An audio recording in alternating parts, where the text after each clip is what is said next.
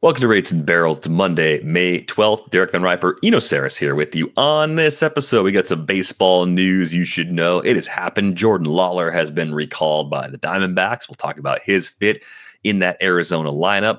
Today, we're going to take a look at some projections movers, looking at the BatX original projections for 2025 versus the rest of season ones that you could find on the pages of Fangraphs. Here on the 12th of May. We'll talk about some of the biggest movers in each direction and a few surprises along the way. Got a couple mailbag questions, and we'll get to where the money went this weekend in our fantasy baseball leagues as well. I think the question I have for you is the question that many of our listeners have. Did your mom complete the race on time this weekend?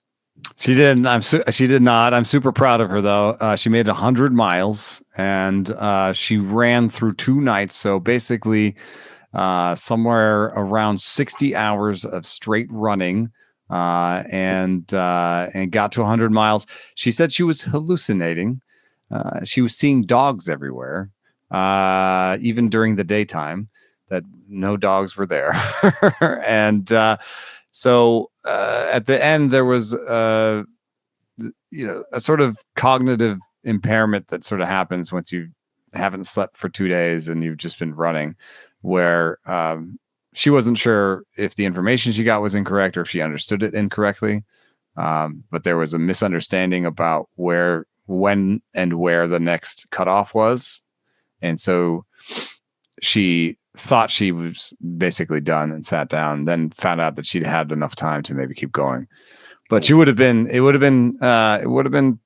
touch and go. There's a sweeper, this person who runs at the end and picks up all the cones. And if you can't stay ahead of the sweeper, then you're out. And so if she had barely made it to the next cutoff, that means that the sweeper would have left right after her. And so she would have had somebody on her tail the rest of the way. So, it might not have been super pleasant, but she did say the last 25 miles, she was bummed because the weather was decently cool and the last 25 miles is mostly down after she'd done 5,000 feet of elevation change and run 100 miles. So she's already, booking her plans for next year. And she said she has to strengthen her back because her back was actually the thing that locked up on her the most. I'm still thoroughly impressed. 100 miles is, 93 more miles than I've ever run at one time. I think I've topped out around 7. Felt like that was enough. It was like an hour of running for me. So that's awesome that she did it. It's cool that she's going to try to do it again. I imagine her Mother's Day was spent hydrating and sleeping, having some snacks, sleeping, resting. Not to doing much active, but actually trying to get back on track after a ridiculous feat that was accomplished. Wouldn't be surprised she's back out there very soon. Yeah. No, that's awesome. Well, let's get to some baseball news you should know. Jordan Lawlar back in the equation now for the Diamondbacks. And the line all along has been, when he's ready, he'll be back. And we have wondered how he will fit into the mix. And looking at their depth chart right now, knowing that Ketel Marte has returned from the injury that put him on the IL briefly earlier in the year, you don't really have a spot for him to call his own because Eugenio Suarez still provides thump from third base. They extended Geraldo Perdomo. Marte occasionally will get some DH time. And I think one of the pleasant surprises that we haven't talked a lot about on the show, Pavin Smith has made good on some improvements that were from being a part-time player last year. He's carried that into a larger role this season as well. So it kind of looks like Jordan Lawlar is going to be a super sub that helps keep everybody around the infield fresh, at least as the roster is currently constructed, and knowing that this group is actually pretty healthy. Yeah, I wonder, there's definitely a role in versus lefties DH that he, Pavin Smith, as good as he's been, does not play against lefties. So that's waiting for him. I wonder if we're going to see any outfield work from him, because I think in terms of the way this current roster is constructed, they're kind of a little bit weaker in the outfield with Garrett Hampson and Randall Grichuk as the righties there. So if he could take over that work, be more useful than playing a good glove like his at DH. And then I think there was, it seems like you have older people on the infield like Eugenio Suarez at 34. You could give him a rest. Ketel Marte at 32. Give those guys rests. And I know Marte's not 32 yet, but he's 31.6, which is 32 in my book. Anyway, you have some guys that are older that could use a rest. So I would speculate that he plays 3 to 4 times a week. Yeah, 3 to 4 times a week seems like a fair expectation. Does make it harder in leagues without daily moves to just set it and forget it. But if anyone does land on the IL in that mix, then all of a sudden he becomes a regular. So it's a little bit like the arrival of Royce Lewis for the Twins in terms of usage, but probably slightly less volume up front. That would be the one difference where we don't know where exactly he's going to play, but he's going to play most of the time.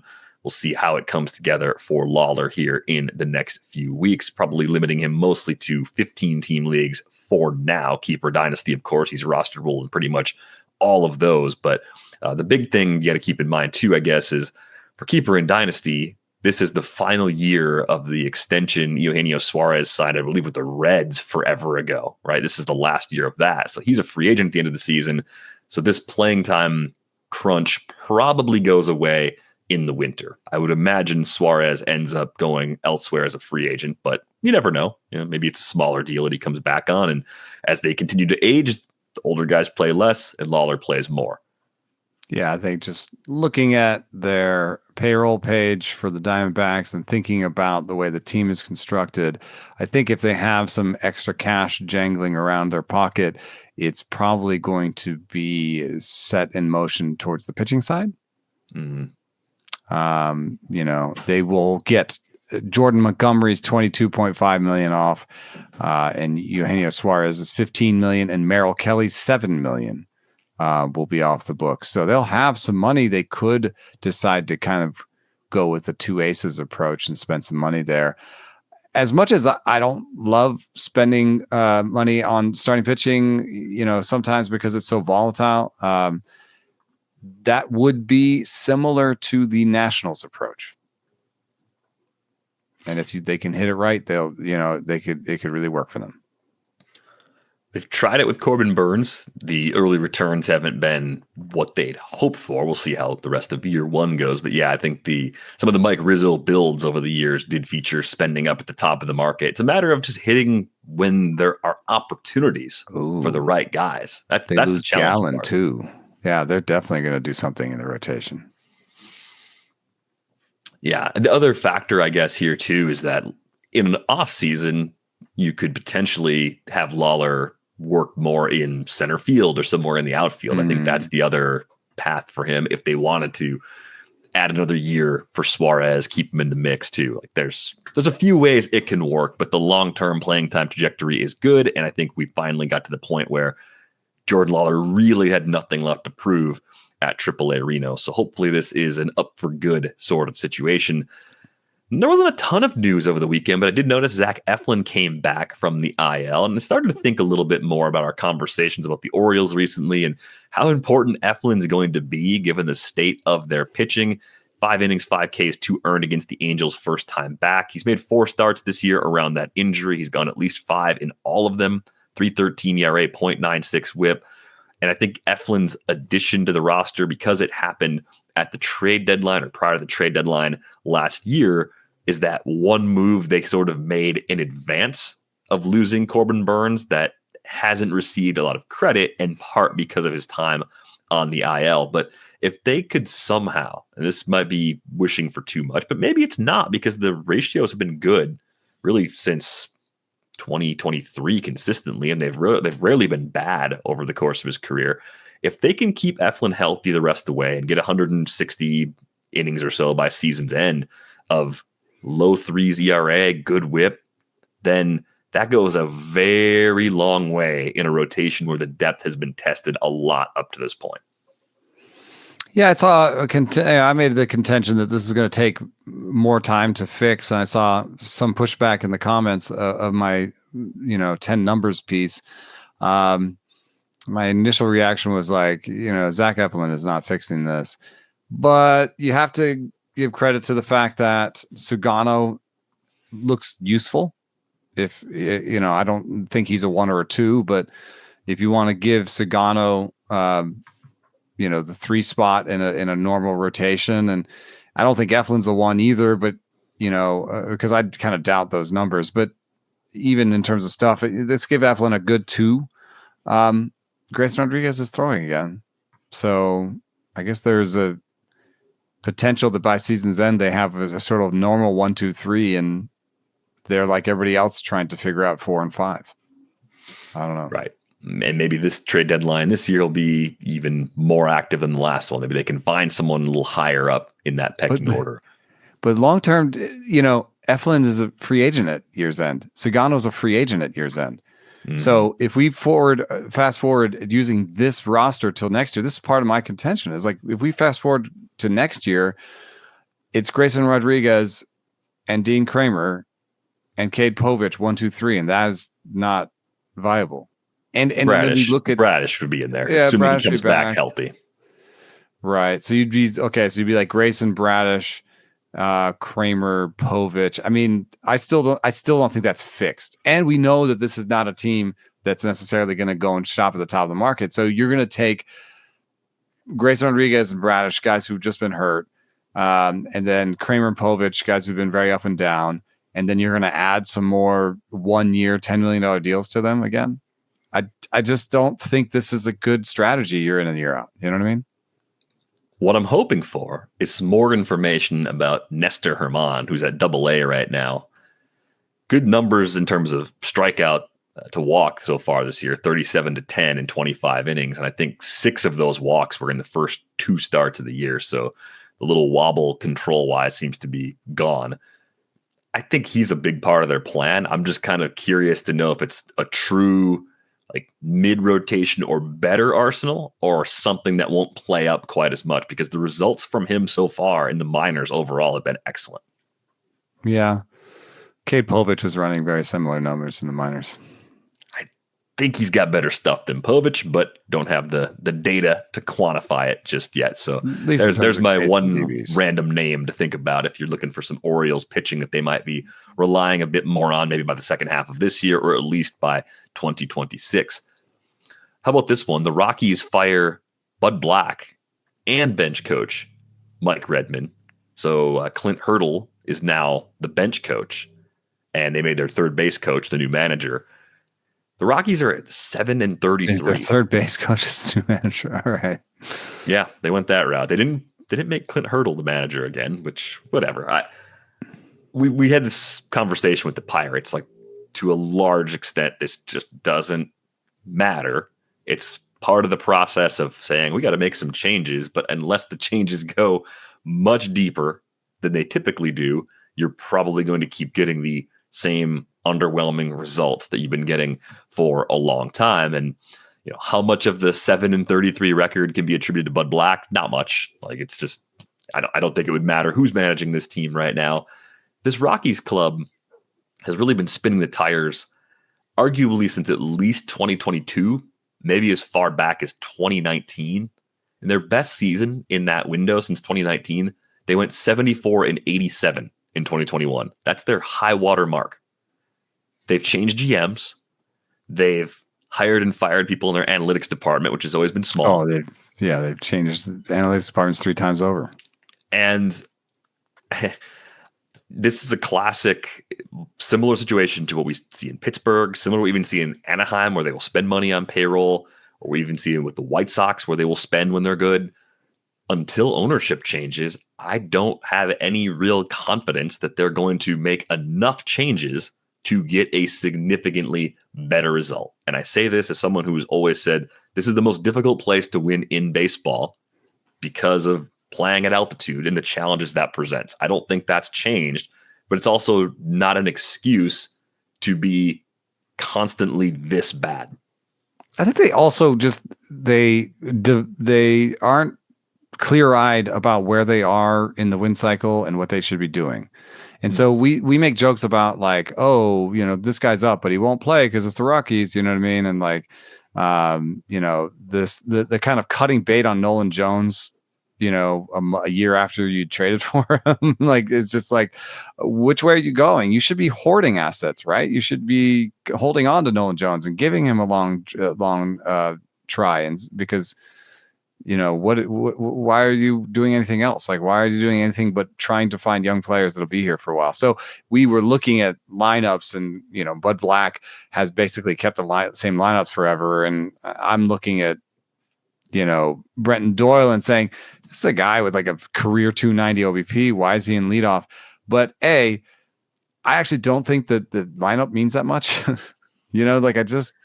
The lineup to me, what we've seen in the past and studying this, the lineup is the top players get more chances. So if they are a team that needs to think about the future, then Doyle at OBP at number one is fine.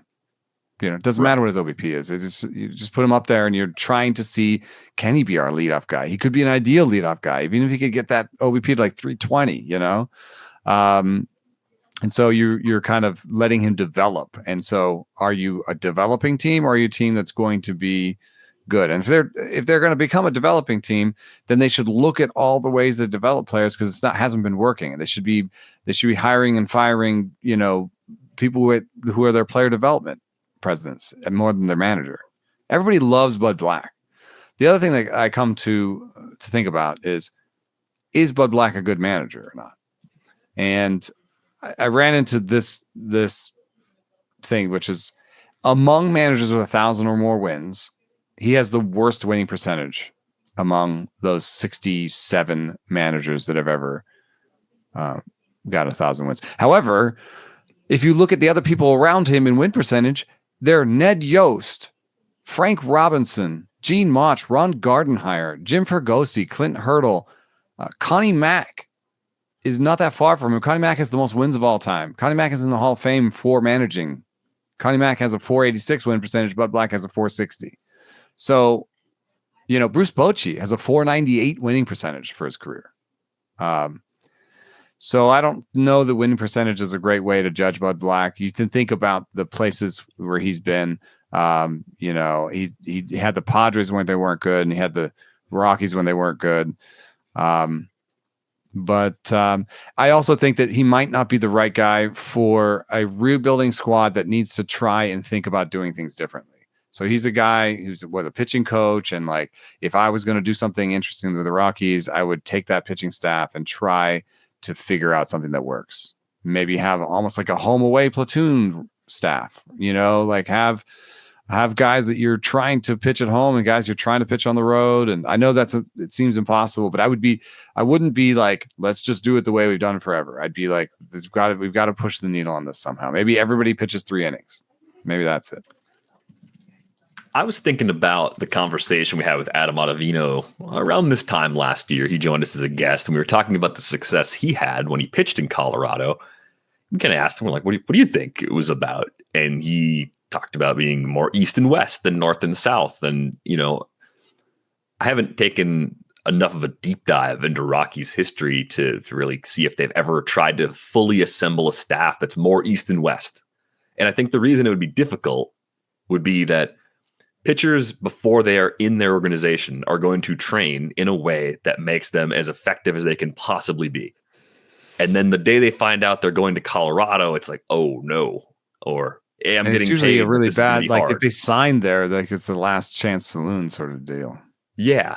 And I think you're already facing an uphill battle, generally speaking, because I think most pitching development is not going to first encourage the type of pitching that could be more successful in Colorado. Mm-hmm. So you're already like trying to mold people who've been working on something else.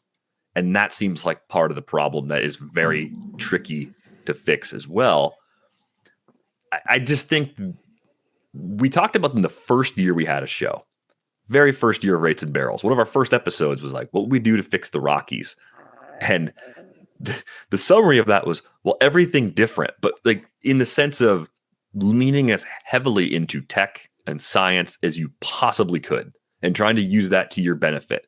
Take the things that make being in Colorado difficult, make that a strength for you, or at least find ways to exploit that weakness in your opponents more effectively, right? And I don't get the sense that they've ever been able to maximize that. I'm sure people have tried. I'm not trying to discredit people they've hired and fired over the years who have worked there and have tried to solve this problem. It's not like we're sitting here looking at it with some amazing clarity and like having all the answers. But man, like you just can't be the way most teams are. And I've always got the sense that a lot of their senior leadership in the front office have been more of old school scouting types. And they have to flip some kind of switch to do a more current modern GM was approach. Their former director of scouting. Right. And that's not inherently bad, but I think in Colorado especially, that is extremely difficult. I think you need to skew in the completely opposite end. You need good scouts. You need everything across the organization, but I think your top decision makers have to be much more forward-thinking, data-driven people there than they do anywhere else. Yeah. Well, sorry, Bud Black. Yeah, I mean, it's a tough road. And like the first part of his career as a manager came in San Diego in the pre-San Diego spending era, right? Like kind of historically one of the doormat franchises in baseball. And man, he just like two difficult jobs in great places to be a manager from a life perspective. Like San Diego, great. Denver, great. Just really tough to win in those places historically, with the more recent Padres being an exception because of changes in overall approach. Let's move on to some projections movers. Today, we're going to focus on some hitters, put together a massive spreadsheet. I was focusing on players who've already collected at least 100 plate appearances. So just concentrating on everyday players who've been healthy, trying to get a feel for who has moved their projections the most. Can you give me, off the top of your head, the 3 players that have moved their projections upward the most by WRC Plus since the start of this season? Jorge Polanco. No, but I like that guess. I'll give you a couple more guesses. Trent Grisham. Trent Grisham's number 1. I'm just going to say this guy because we're writing pieces about how might be the best right-handed hitter of all time. That's a good one you should check out from Jason Stark. Aaron Judge. Yep, Aaron Judge, never a bad answer to a question like this. You got 2 out of the 3. Got to be one more guess to get the last one. I have no hope. Pick a teammate of Trent Grisham and Aaron Judge. Oh, another one? Ben Rice. Ben Rice, yeah. Yeah. He's at the top 3 spots, which is pretty amazing. And they hit the ball hard. The Bat X likes if you hit the ball hard. Yep, hit the ball hard. I think if you're trying to reverse engineer it, like what causes a projection in season to move up in the Bat X? What do you think it would be that would move the needle the most? Probably hard hit rate, barrel rate. Yankees are 3rd in hard hit rate. Yankees are 1st in barrel rate. Those things. I know that it might not be as much of a differentiator now as it was when he first created the Bat X, but I know that StatCast factors heavily into the Bat X, and that's why the Bat X usually wins in projection battles when it comes to hitters. Yeah, the projection for the rest of the season now for Ben Rice is 242, 329, 467. That's good. That's actually real good for that season projection. He actually kind of looks like a reverse Aaron Judge to me. A reverse Aaron Judge? You just mean just Aaron Judge from the left side and just shrunk down a little bit? The same batting stance. It's not even shrunk down that much. But yeah, I guess he's 6'2", not 6'5". But yet they have the same batting stance and almost like it looks like a similar swing. It's amazing. I think with Ben Rice, it's like it's the extreme in the opposite direction of what we saw last year. And I think the projections do a really good job of giving you the more realistic rest of season output. And again, that's a good projection. And I think with Grisham, we talked about it on our Friday show. The question eventually just becomes like, he's not even playing every day right now. As it gets more crowded on that depth chart, Does he lose a little more time if he cools off even slightly? I think those questions still are going to linger with this group, but it's really interesting just to see 3 guys on the same team all going off like that, all at the top of that leaderboard. It's weird that he doesn't start every game against righties. I think that's pretty weird. He started a game against a lefty, and then he sat against a righty, maybe because they wanted to DH Aaron Judge. His is whatever the opposite of defensive versatility that he has. It's probably costing him more ABs than his lefty righty platoon split. It's just harder to get him in the lineup because Goldschmidt or Judge, you know what I mean? Like you have to push somebody good out of the lineup to put him in there, some days. And it just gets worse when Stanton's in there. Right. Stanton could be back at the end of the month. We still don't know for sure. I saw one suggestion in our Discord that Stanton could just be mostly the DH against lefties, small side platoon DH, which is optimizing what he can do at this point in his career. But you see the run that he goes on, like in the postseason last year, and even just looking at what he did in the regular season, he was 16% better than league average. That plays on a lot of teams. I guess it doesn't play every day on this one if everybody involved is maxing out to the degree they have up to this point.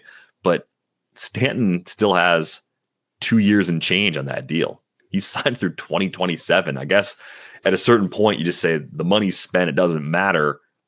Do you think that's a realistic outcome? Because we were wondering if Jason Dominguez might be the guy that gets a little bit pressured once Stanton I just don't think you're playing back. Stanton in the outfield. No, he'd be the DH, but then you have to play Rice somewhere else, and it's just it creates it's a good problem. Seen Rice play catcher or outfield, so right. I think maybe we'll get some clues. Either Rice doesn't play anywhere else and he starts slowing down, and then we'll realize that he might be headed towards a demotion when Stanton comes back, or Rice keeps hitting and we start seeing him in some weird spots in the lineup. Yeah, we'll probably get some clues. I bet as Stanton actually gets closer, we'll see a little more experimentation. Maybe we'll see Rice behind the plate a little bit, or we'll see whatever wrinkles they might want to throw at that time. But the bigger question here, beyond the biggest risers, who do you think has moved their projection up enough to materially change their playing time situation? And I guess that kind of requires an initial question of like, well, that's Grisham. That's Grisham types, but I'm looking at the whole, not even with the Yankees. I'm looking at the whole group of players league-wide. Kyron Paris, like Paris, Kyle Stowers. Bad team. Stowers is just almost pretty much an everyday player, especially because he's a righty, right? So Stowers is a lefty. Okay. But so he might still get platooned. Yeah. If I'm just thinking about it in the sense of like, when you go into a season, what's the threshold for WRC plus where you can be good enough to get a shot at a job, but you have to play at or above your projection to keep it? And if you play below, you quickly lose it. Is it somewhere around like an 80 or an 85 WRC plus? And then some guys below that get shots. We have a number from Jeff Zimmerman that he's focused in on, which is like a 700 OPS. Yeah. And at 700 OPS, I mean, I have to find somebody doing that first, but 625 from Doyle, but that's in Colorado. Let me see. I have Reynolds' page open. Brian Reynolds right now has a 607 OPS, and that's a 66 WRC plus. Yeah. So I think a 80 WRC plus. There's a sliding scale there depending on how much defensive ability you have, of course. I think so. I think that matters a lot. And, Stowers has gone from a projected 81 to a rest of season 95. Like that's a big, big swing. You've gone from could slump and lose your job to you're part of our regular mix right now. Like I think that's one of the more extreme shifts that you're going to see. Ryan O'Hearns is pretty big because he's a platoon bat. So if he's projected, he's projected for a 116 WRC plus before the season, and that you take sort of a 10% haircut maybe for platoon. So you'd be like, oh, against same sided, he's 106, and he's a DH type. So then he becomes maybe replaceable. in platoon situations. Now his projected WRC plus rest of season 129. And so then you take that platoon haircut and you say, he's still RDH. You know what I mean? Mm-hmm. Getting out of that platoonable area is kind of important too. But I would say that like Lars Nootbaar before the season had a projection that was platoonable, a 112 WRC plus. You're like, oh, you might be below average against lefties. I know that his observed platoon splits for Lars Nootbaar are not big, but if you're just modeling him, you might say, maybe if we're playing to win this year, we're sitting Lars against lefties. Now his rest of season projection 125 WRC plus for Lars Nootbaar. You're not sitting that guy against lefties. There's a sliding scale for playing, and there's a sliding scale for avoiding the platoon split. I think Cameron Misner's preseason projection was 73 WRC plus. Now it's 85. That you're platooning that guy, to try and get him to 100, against opposite-handed pitchers. But you're also playing that guy more than you would before. So I'm not saying that Misner is safe. He actually just jumped into the unsafe territory from the unplayable territory. Right. That's where I feel like there's a few different levels. I mean, I think thinking about your platoon example with Nootbaar, Tommy Edman's gone from a 93.7 projected WRC plus to a 107.4. That's a pretty big move for a guy that's been in the league for a while. I know he's on the IL right now, but I do think the way the Dodgers are going to use him has probably changed a little bit. I would imagine that they're even maybe a little bit surprised at just how different the performance has been to this point. Yeah, and he's changed his fly ball mix. I mean, it's the most fly balls of his career and the most barrels of his career, the best hard hit of his career. He's not necessarily, there's not really been a negative. I guess the BABIP is low, but that comes from fly balls sometimes. But homers don't count in BABIP. So I think he's become, I would say, mostly their everyday second baseman. Yeah, I think post IL, he's kind of tracking back into that sort of a playing time window again. I thought when the Dodgers acquired him and then extended him, I thought, okay, he's sort of like a Chris Taylor for them. Maybe it's a little bit of near everyday playing time at the beginning of the deal, and then he sort of falls away. And that could still be the arc over a deal as long as that. I think it was a 5-year extension that he signed. But also, like, I'm looking at Tommy Edman and thinking there's more of a 2020 type player here than we've ever seen before. And that's pretty exciting to see that happening for a guy at 30 years old for the first time. Yeah. For back to the platoon example, Cedric Mullins was a 101 before the season. Now he's a 113 rest of season projection. And lo and behold, he's playing against lefties. And so I think that's interesting. Josh Young moving his projection so much is interesting. I think, and from a similar standpoint, there are things I don't understand on here. Like Christopher Morel went up. Yeah. So here's a guess of what's going on with Christopher Morel. He's got a 19% barrel rate. So when he connects, still good in that regard, but his K rate's as high as it's ever been. And if you, in the projection system, don't think that K rate is skills loss driven, it's noise, and you kind of say, well, he's making better contact when he connects, and I think he's gonna keep his normal K rate, then you get that better result. But I think when we look at it from a human perspective, we are accounting for the defense in the playing time, and that's already been a little bit shaky anyway.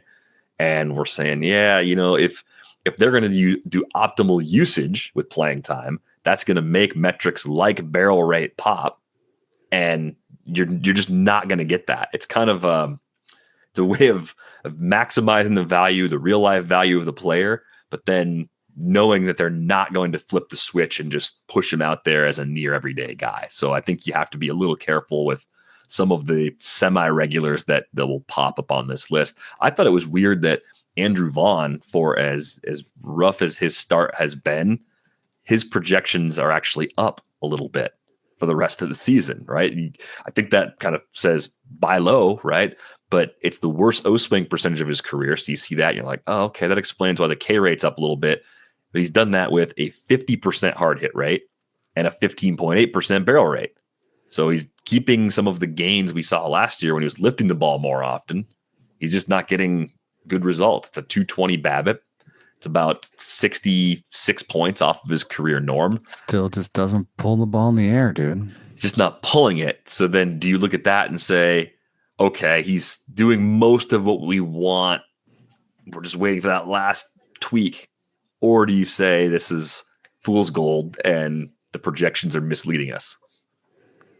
Yeah, I think that if the projections are anything like xwOBA, and I can't say that they necessarily are, but the fundamental research behind xwOBA, it does not include spray angle, and that's because and spray angles pull and push and those things, and that's because when you put pull and push in, it doesn't make xwOBA any more predictive. I was super excited about that. You've heard it on this show before, and we did find some xwOBAs that had spray angle in them.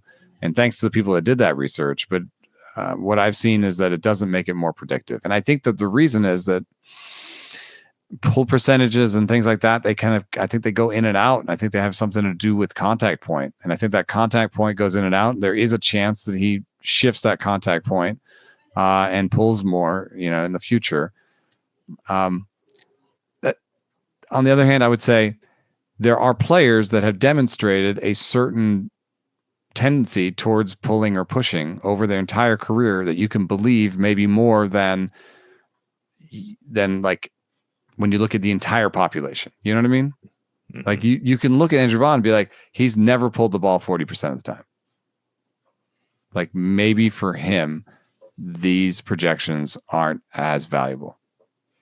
Right. So then you have to find similar players and flag them accordingly and make sure you're not just buying low into an approach that doesn't quite maximize its potential. Like I almost think the projection in the case of Vaughn says this is what he could do if he was able to make that adjustment. But then if he had a normal spray, if he had like a league average spray angle, this is what he could do. Right.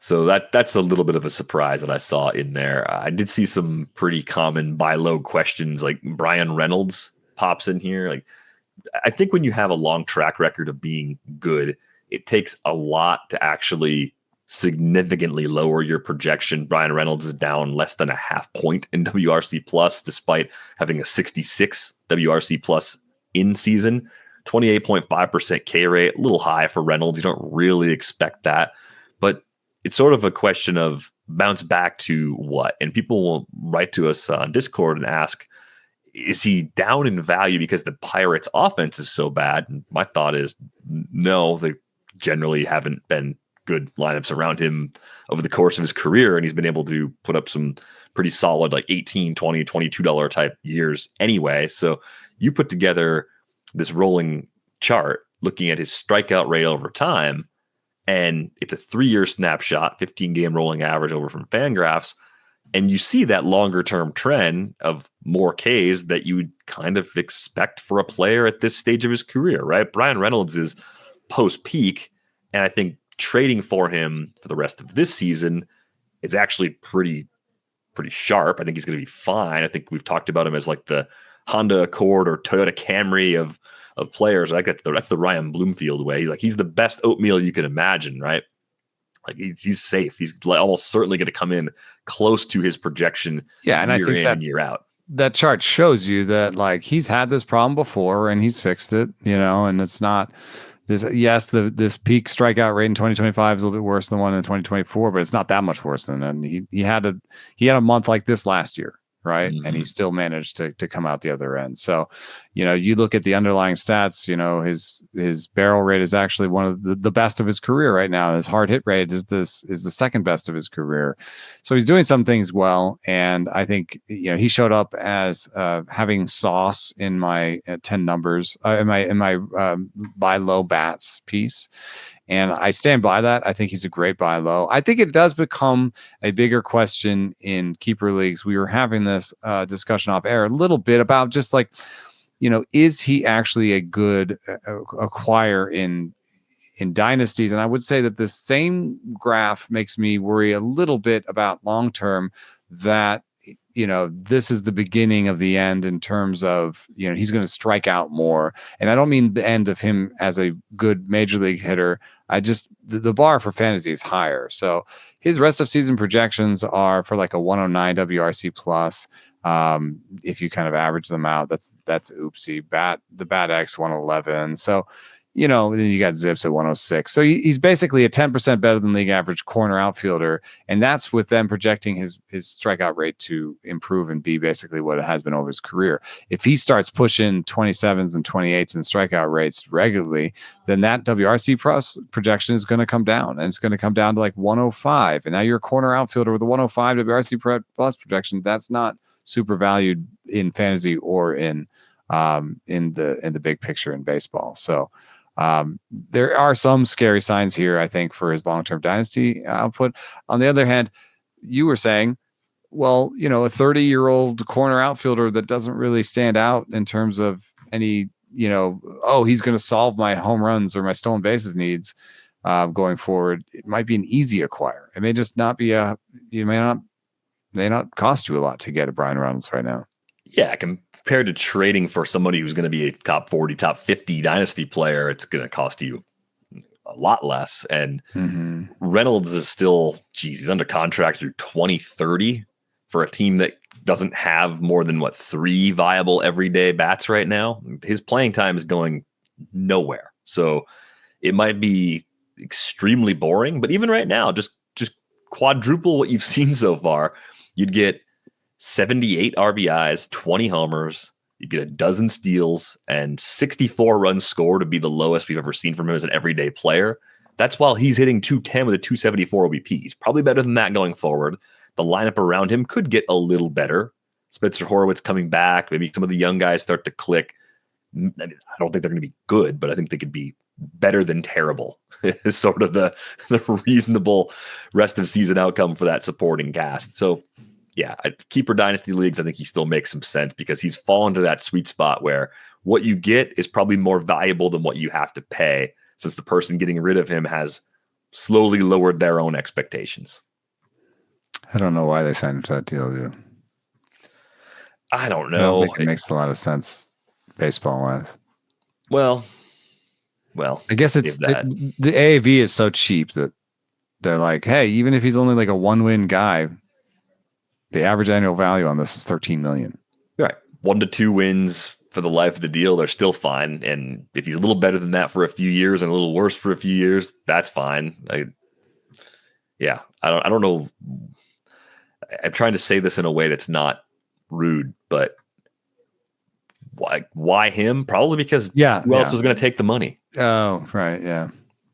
Like how else are you going to get somebody to commit to a deal like that? And I think if I remember correctly, around the time that extension was signed, it was back when I was doing the Friday show on the Athletic Baseball show with Keith Law. We were looking at Reynolds and I think Cedric Mullins as long-term comps for each other and kind of wondering who you'd rather have for the next 5+ years, who deserves the extension, what they would age like. And but at least Mullins starts with center field defense. Another thing you can see if you look at Reynolds' numbers is the defensive numbers are dropping. That was, I think, at the time, one of the differences that we thought made Mullins a little more of a safe floor guy. But the bigger concern, I think, was that at the time, even then, Mullins had some splits that were pointing towards him possibly being a big side platoon guy.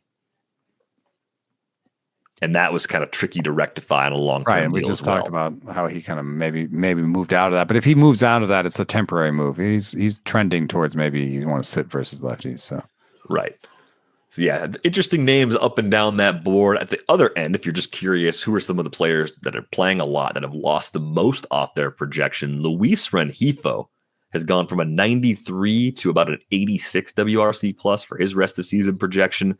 1 homer, 1 steal so far this year, hitting 208 with a 248 OBP, slugging 280. A miserable start for him. So he's the biggest faller among players. I mean, his hard hit rate also just all the way down to 27%. And then the other guy is Xavier Edwards, who doesn't hit the ball hard at all either. So yeah, Yeah, like a downward fluctuation for guys like that who are a little low in the first place, that would be Joey Ortiz. Joey Ortiz and Spencer Steer, like, being down there makes me sad because they both are players that I liked going into the season. And also they make me wonder if there is like a little bit of a alteration I need to make in my analysis, which is that they both had like average-ish batted ball stats, like you could squint and be like, oh, that's okay. You know what I mean? Like a 5-ish barrel rate. That's okay. Like you can tell yourself, oh, they do the other things well. They run, they make contact, and they have defensive versatility, and you can tell yourself a story. And I don't want to get so barrel pilled that I don't appreciate this type of player anymore. You know what I mean? Oh my God, barrel pilled's going on a hat someday. I don't know how long it's going to take. But I don't want to be. Those are my bias. My biases were already like, hey, do you really like Joey Ortiz and Spencer Steer? But I wanted to be like, no, I like all kinds of different players, and these players are good players. They just don't hit the ball super hard. And now them being down here makes me sad. I mean, I understand. Like there's even Willy Adames. Got a mailbag question about Willy Adames coming up here in a few minutes. But you look at Willy Adames's hard hit rates over time. When he broke into the league, 29.6%. We wouldn't have been very excited about that then. Year 2, 35.6%. Okay, a little better, right? A lot of strikeouts, 26% K rate at the time. Got the 20 homers for the first time. Probably thought, all right, that's probably about as good as it gets. 5 years of double-digit barrel rates, right? You can change as a player. Like we have to have some reason, some room, players that are new also, and to say, you're going to get better. You're going to learn how to hit big league pitching. There's a learning curve. There are raw skills you enter the league with, but you can also get better and get more acclimated. Like that growth can happen. You're not always going to see amazing red popsicle barrel rates for everyone who's going to be good. Like you're just going to see different things, different starting points for different players. So I don't think your process needs to be completely abandoned. Maybe there was something else with Ortiz that we both missed. I thought a lot of what happened last year was the result of that tarp collision, the neck injury that he suffered. But the Brewers have 3 guys in the bottom 10 for the fallers. Christian Yelich is the 3rd biggest faller of all. And I think Yelich is kind of a mixed bag in the sense that if I was really worried about him health-wise, I feel like it would come from seeing less playing time.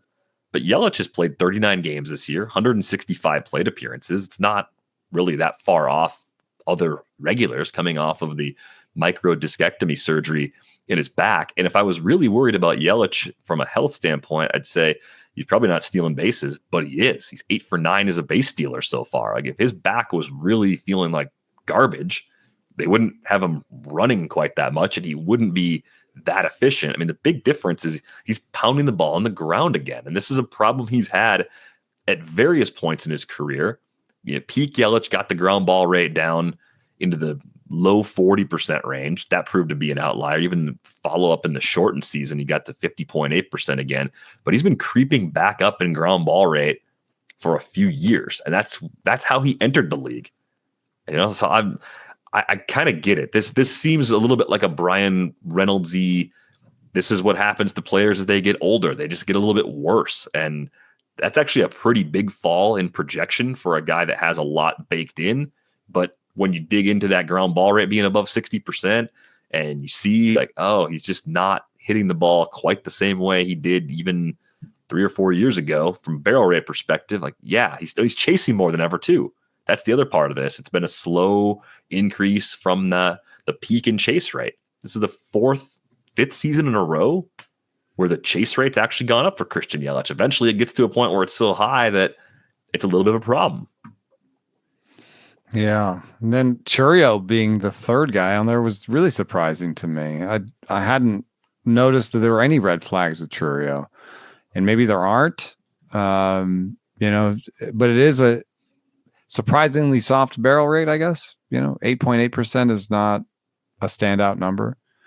And so the BAT-X gives him the worst slugging percentage among all the projection systems going forward. So only gives Churio 16 more homers. Hey, you give him 16 more homers, 23 for the season, 25 stolen bases, 260. I don't think anybody's complaining about their draft day price. So a lot of stuff is relative. The other thing that's interesting is that the whole list is skewed towards adding. Mm-hmm. You look at the mean change in rest of season projection, it's around +4. So I wonder if he's adjusting the run environment. I've been trying to figure out while you were talking, like what the run environment this year is compared to last year. I can tell you that the FIP was 406 this year right now, and last March, April was 401. Do you think that's like a big change?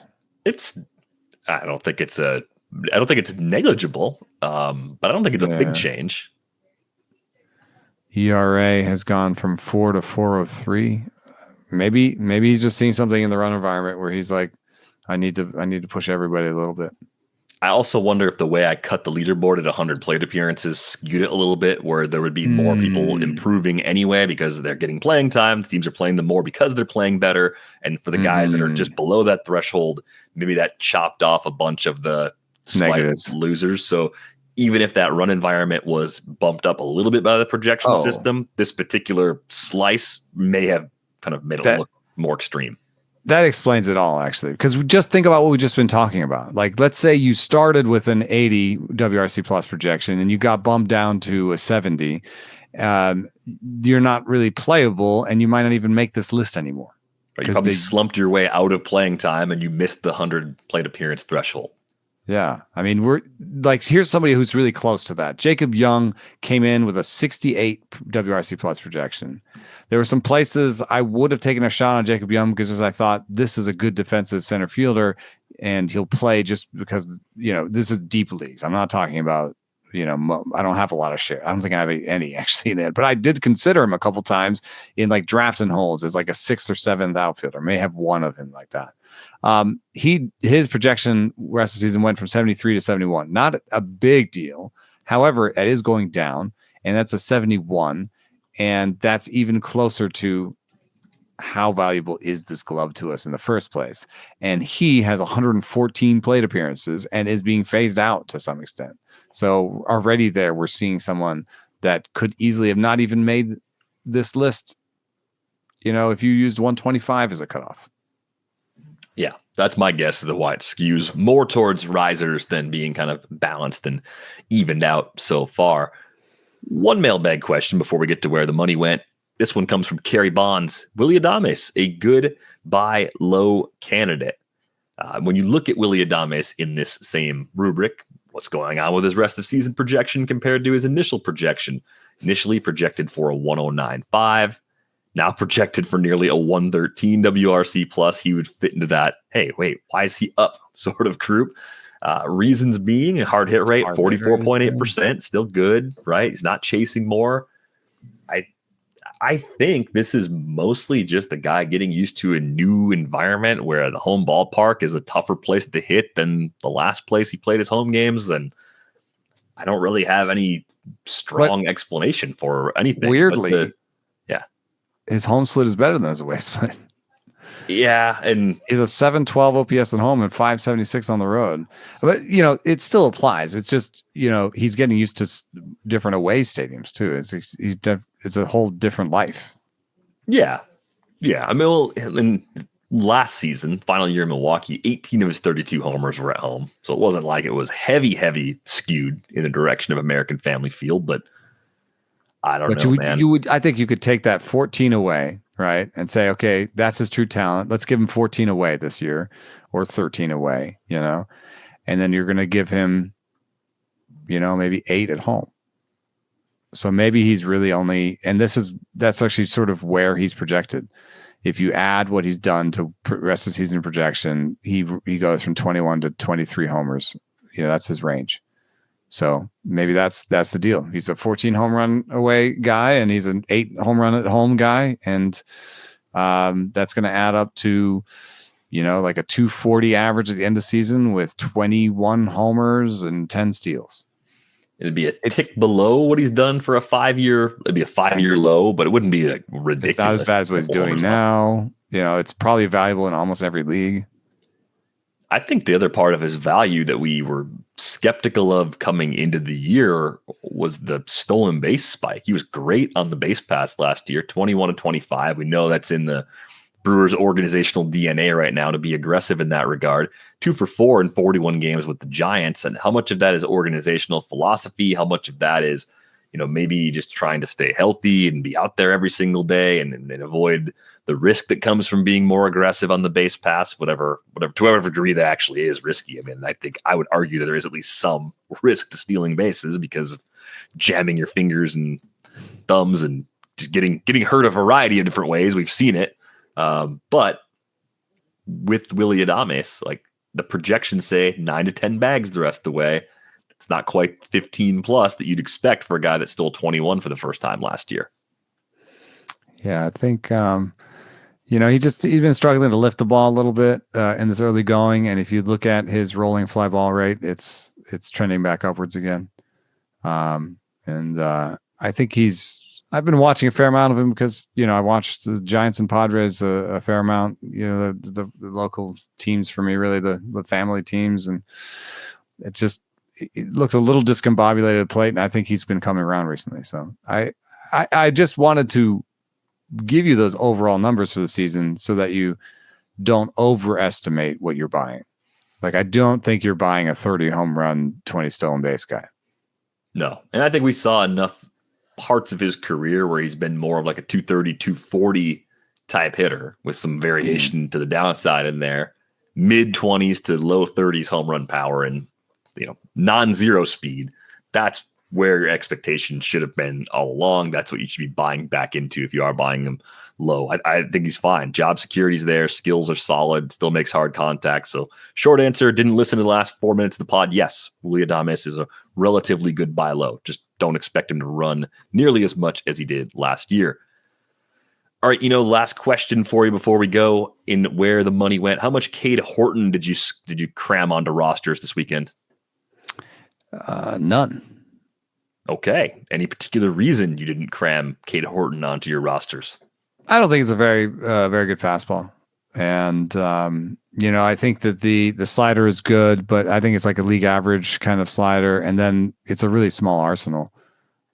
He threw the fastball 58% of the time, which is a lot of throwing the fastball for a fastball I don't love. And we did put the minor league stats on the Google Doc for subscribers. And some of this was available to people before he even pitched because he had a 96 stuff plus on his four-seam fastball in the minors. He comes up, it's 95 in the majors. So good yay for the calibration. The curveball scored well, but he only used it 5% of the time. Doesn't seem to trust it as much. So small arsenal. I don't think it's necessarily super dominant as a fastball slider pairing. And I wasn't comfortable with what I thought the prices would be. So we put some make good numbers on them. We had some 15s and 20s on them. And, in some of my leagues, in terms of out of 1,000, so we were willing to take him if nobody was super excited, but he ended up going for more like $50, $75, if I'm right. Yeah, I think in a lot of leagues that was the range. He topped out with a 337 in one of the main event leagues, a 225 bid in one of the 12-team online championship leagues. But yeah, Cade Horton was not cheap. I think there's a matchup against the White Sox coming up for his next time out. So that maybe nudged people, even who weren't looking at him as a long-term ad, to maybe just take him for this week. But who would you rather have? Thinking about Ryan Gusto getting added back onto rosters more in 12-team leagues where he had been dropped, and some 15s he just was held the entire time that he wasn't in the rotation. Wasn't a very long time, but Gusto versus Horton. Yeah, I'm taking Gusto over him. That's what I figured. Hayden Wesneski's got an elbow injury. There's still some swelling, I guess, going on there. And we're scheduled to talk to Chandler Rome a little bit later in the week. We'll get some more details on that if they're available once we have Chandler on the pod coming up on Wednesday. Some other interesting names here. Addison Barger on the hitter side, kind of a long-term prospect of the week. Interesting underlying skills. He's in our word cloud. He's in our word cloud. He's definitely visible in the word cloud for us, which is a little odd since he hasn't had that many opportunities. It's been a lot of up and down for him trying to break through with the Blue Jays. But I mean, this looks like an okay opportunity for him right now. Andres Jimenez went on the IL going into the weekend. So they're down an infielder. And at the very least, looks like Barger could play his way into a big side platoon role. Yeah, I think third base is his for the short term, and I think they don't even have the personnel necessarily to take him off that, against lefties. So I think he might get everyday playing time until Jimenez is back, and then I think he has a chance to carve third base out for himself even when Jimenez is back, because Clement's power that last year I think was a mirage has returned to earth, and he's profiling very much just like a utility player, and an infield that has Clement, maybe taking at bats away against lefties at third base and spelling the guys around the diamond. Otherwise, I think is their best opportunity. We were looking at the hard hit numbers for Barger, the barrel rate, the max EV. Like, he is yoked if you've ever seen him. He hits the ball super hard. He's among the top 5 guys on this team in terms of hard hit rate or max EV. Like, he is a power threat for them on a team that needs power, has been getting outslugged in their games and losing because they can't homer. He is a homer threat. So he's got runway. He's got skill set they want at a 10% swing strike rate. I don't think he needs to be a 27% strikeout rate guy. There's a chance that he strikes out less than league average, hits the ball harder than more than league average, maybe even among the best in the league. I mean, a 117 max EV is good. It's really good.